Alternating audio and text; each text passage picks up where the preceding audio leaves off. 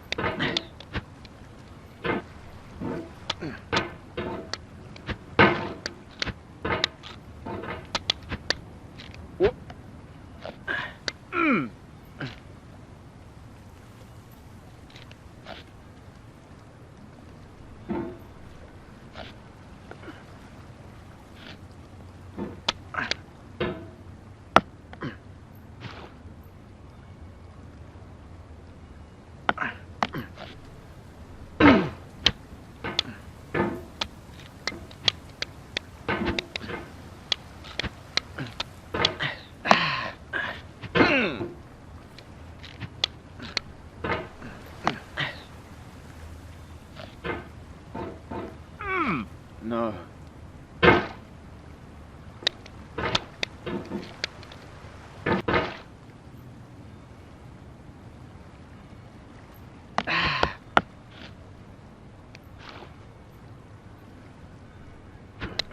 Oh.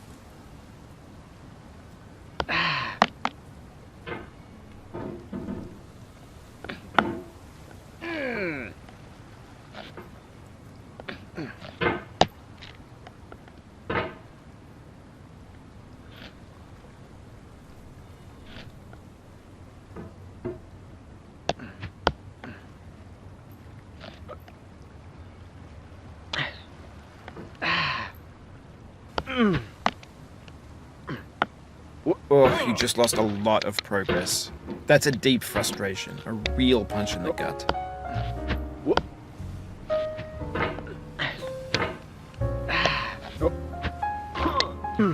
Oh, it happened again. Keep on trying, don't let it get to you.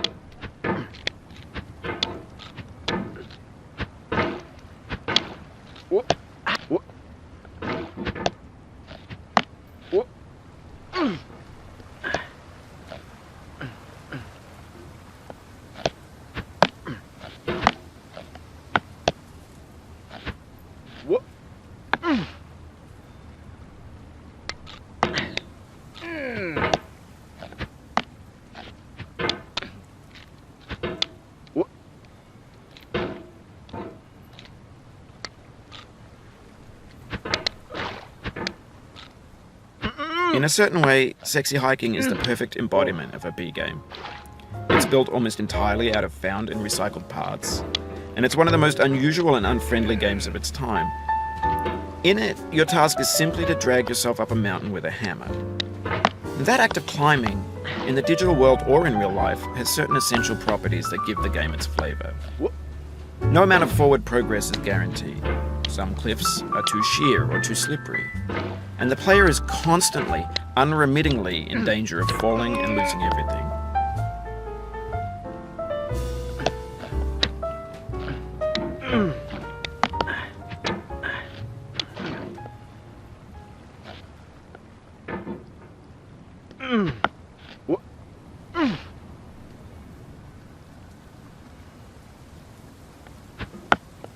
Oh.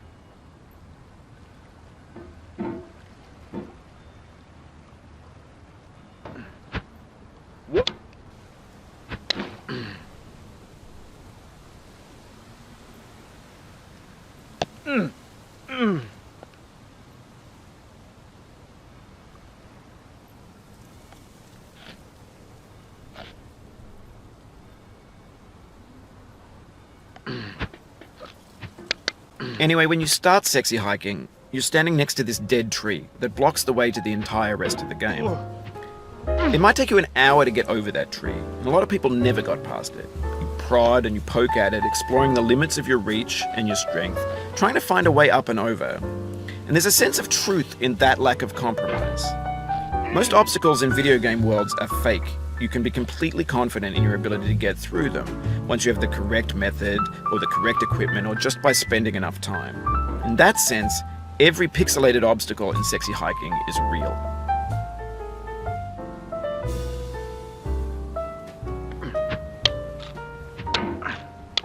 Oh, no. This thing that we call failure is not the falling down, but the staying down. Mary Pickford.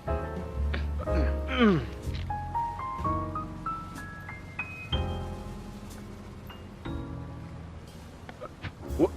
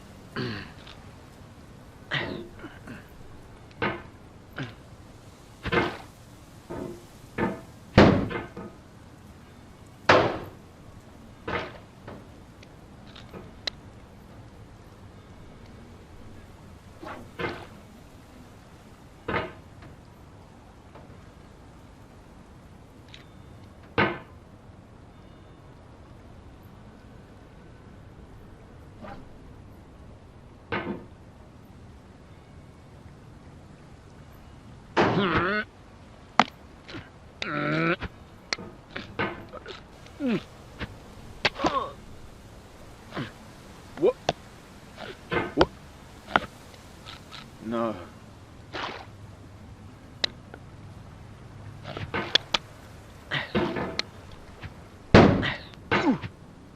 What?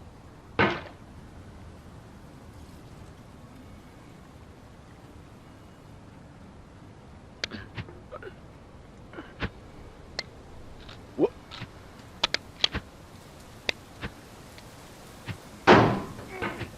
What? The obstacles in sexy hiking are unyielding, and that makes the game uniquely frustrating. But I'm not sure Jazzuo intended to make a frustrating game. The frustration is just essential to the act of climbing, and it's authentic to the process of building a game about climbing. A funny thing happened to me as I was building this mountain. I'd have an idea for a new obstacle, and I'd build it, test it, and it would usually turn out to be unreasonably hard. But I couldn't bring myself to make it easier. It already felt like my inability to get past the new obstacle was my fault as a player rather than as a builder. Imaginary mountains build themselves from our efforts to climb them, and it's our repeated attempts to reach the summit that turns those mountains into something real.